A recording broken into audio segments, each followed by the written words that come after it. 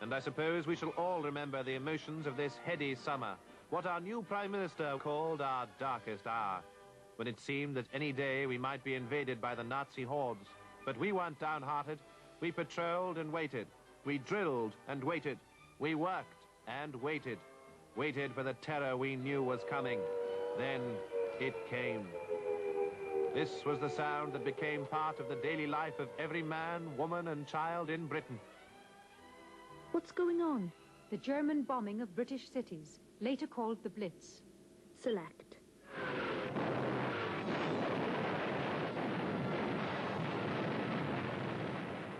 The bombing of London began at 5 o'clock on the afternoon of September the 7th, 1940. For 12 hours, incendiaries and high explosives rained down. In an attempt to break British morale, thousands of homes were destroyed on that first night. 430 people died. 1,600 were seriously injured. So how did people cope? East London paused to lick its wounds for a moment yesterday after what had been planned by Hitler as a night of terror.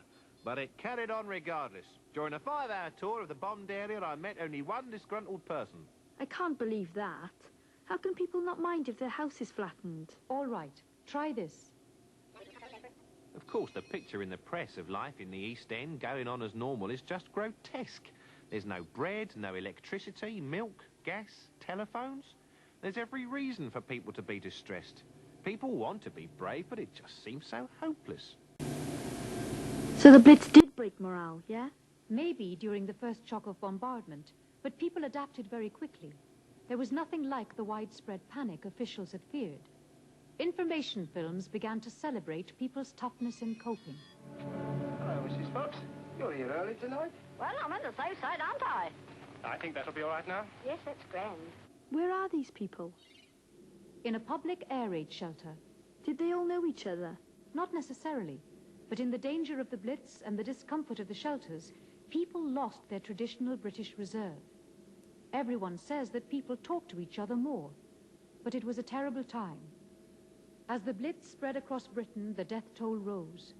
By May 1941, 43,000 civilians were dead, more than the total number of British soldiers killed in action at that stage in the war.